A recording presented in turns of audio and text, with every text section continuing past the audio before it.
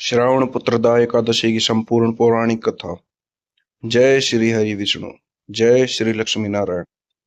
भक्तों, भगवान श्री हरि विष्णु को समर्पित एकादशी तिथि सनातन धर्म में अत्यंत पवित्र मानी जाती है। वर्ष में आने वाली अनेक एकादशियों में श्रावण शुक्ल पक्ष की एकादशी को श्रावण पुत्रदा एकादशी कहा जाता है। कई परंपराओं में इसे पवित्रा एकादशी के नाम से भी जाना जाता है। आज की कथा में यह संदेश देती है कि मनुष्य को अपने कर्मों के प्रति सजग रहना चाहिए, भगवान की भक्ति के साथ साथ दया, करुणा और धर्म के मार्ग पर चलना चाहिए। इस कथा का वर्णन भगवान श्री कृष्ण ने धर्मराज युधिष्ठिर को किया था। तो आइए श्रद्धा और भक्ति के साथ सुनते हैं श्रावण पुत्रदा एकादशी की पावन कथा। ओम नमो भगवते वासुदेवाय। बहुत समय पहले की बात है। द्वापर युग के आरंभिक समय में महिष्मती नाम की एक सुंदर नगरी थी। उस नगरी पर राजा महाजीत का शासन था। राजा महाजीत बहुत ही धर्मात्मा, न्यायप्रिय और प्रजा से प्रेम करने वाला राजा था। उसके राज्य में प्रजा सुखी थी, किसी के साथ अन्याय नहीं होता था और राजा अपनी प्रजा का पालन पोषण अपने पुत्रों के समान करता था। लेकिन राजा के जीवन में एक बहुत बड़ा दुख था। राजा की कोई संतान नहीं थी। राजमहल में धन दौलत की कोई कमी नहीं थी। विशाल महल था, सेना थी, राज्य था, सम्मान था और प्रजा का प्रेम भी था। लेकिन राजा के मन में फिर भी एक खालीपन था। जब वह दूसरे राजाओं के पुत्रों को देखता तो उसके मन में विचार आता, मेरे बाद इस राज्य का क्या होगा, मेरे वंश को आगे कौन बढ़ाएगा। धीरे धीरे राजा की चिंता बढ़ती गई। उसने संतान प्राप्ति के लिए अनेक उपाय किए, यज्ञ करवाए, दान पुण्य किए, तीर्थों की यात्रा की और भगवान की आराधना की, लेकिन उसके मन की इच्छा पूरी नहीं हुई। एक दिन राजा ने अपनी सभा में अपने मंत्री और विद्वान ब्राह्मणों को बुलाया। राजा ने दुखी होकर कहा, हे विद्वान जनों, मैंने जीवन में अपनी प्रजा के साथ कभी अन्याय नहीं किया। मैंने किसी का धन गलत तरीके से नहीं लिया। मैंने सदैव धर्म के मार्ग के अनुसार राज्य चलाने का प्रयास किया है। फिर भी मेरे जीवन में यह दुख क्यों है।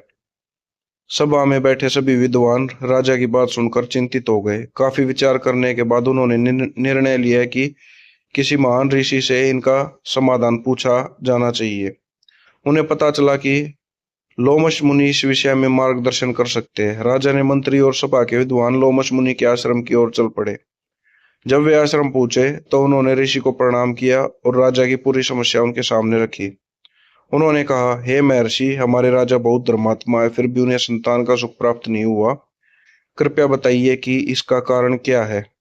इसका कोई उपाय भी है या नहीं। लोमश मुनि ने कुछ समय के लिए ध्यान लगाया। फिर उन्होंने राजा के पूर्व जन्म से जुड़ी एक घटना बताई। ऋषि बोले, पूर्व जन्म में राजा महाजीत एक व्यापारी थे। एक दिन वे यात्रा करते हुए एक जलाशय के पास पहुंचे। उस समय उन्हें बहुत तेज प्यास लगी थी। व्यापारी ने जलाशय के पास देखा कि एक गाय और उसका बछड़ा पानी पी रहे थे। व्यापारी को बहुत प्यास लगी थी। उसने बिना यह सोचे गाय और उसका बछड़ा भी प्यासे हैं वहां से उन्हें हटा दिया और स्वयं उस जलाशय का पानी पी लिया। लोमश मुनि ने कहा, उसी कर्म का परिणाम राजा को इस जन्म में संतान के अभाव के रूप में भोगना पड़ रहा है। यह सुनकर सभा के सभी लोग आश्चर्यचकित रह गए। उन्होंने ऋषि से पूछा, हे महर्षि, क्या अब राजा के इस कर्म का कोई प्रायश्चित संभव है। लोमश मुनि ने कहा, निश्चित रूप से पुण्य कर्म और भगवान की भक्ति से मनुष्य अपने जीवन को धर्म के मार्ग पर ले जा सकता है।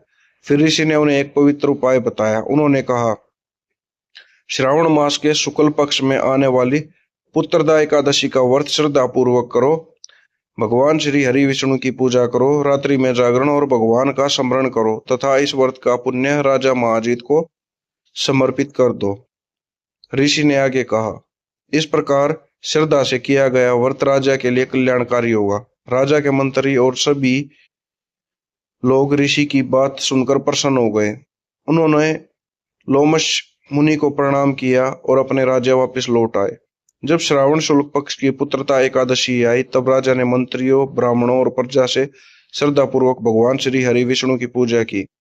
सभी ने अपनी सामर्थ्य के अनुसार उपवास रखा।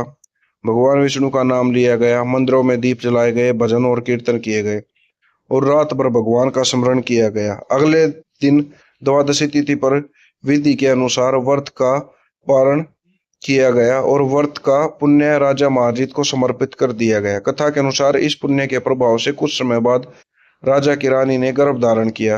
राजमहल में खुशी की लहर दौड़ गई। 9 महीने बाद रानी ने एक तेजस्वी पुत्र को जन्म दिया। राजा महाजीत की वर्षों पुरानी इच्छा पूरी हो गई। पूरे राज्य में उत्सव मनाया गया। राजा ने भगवान श्री हरि विष्णु को धन्यवाद दिया और अपने पुत्रों को धर्म, सत्य और प्रजा की सेवा का मार्ग सिखाया। समय बीतने के साथ वह बालक बड़ा हुआ और एक योग्य राजकुमार बना। उसने अपने पिता की प्रजा की सेवा करना सीखा और आगे चलकर राज्य का उत्तराधिकारी बना। इस प्रकार राजा महाजीत को पुत्र प्राप्त हुआ और उसके जीवन का सबसे बड़ा दुख दूर हो गया। इसी कारण श्रावण शुक्ल पक्ष की इस एकादशी को पुत्रदा एकादशी कहा गया। शास्त्रीय कथा में इस एकादशी को भगवान विष्णु की आराधना, व्रत और पुण्य कर्मों से जोड़ा गया। लेकिन भक्तों, इस कथा का सबसे महत्वपूर्ण संदेश केवल संतान प्राप्ति नहीं है। इस कथा के भीतर एक बहुत गहरा संदेश छुपा है। हमें कभी भी किसी जीव को अनावश्यक कष्ट नहीं देना चाहिए। राजा के पूर्व जन्म की छोटी सी लगने वाली घटना भी कथा में उसके जीवन के दुख से जुड़ी बहुत बड़ी वजह बताई गई। इसलिए हमें गाय, पशु पक्षी और अन्य जीवों के प्रति दया और करुणा रखनी चाहिए। अगर हमारे सामने कोई प्यासा पशु हो तो उसे पानी देना चाहिए। किसी भूखे जीव को भोजन देना और जरूरतमंद व्यक्ति की सहायता करना भी पुण्य कर्म माना जाता है। एकादशी का वास्तविक संदेश यही है कि मनुष्य अपने जीवन में संयम, भक्ति और अच्छे कर्मों को स्थान दे।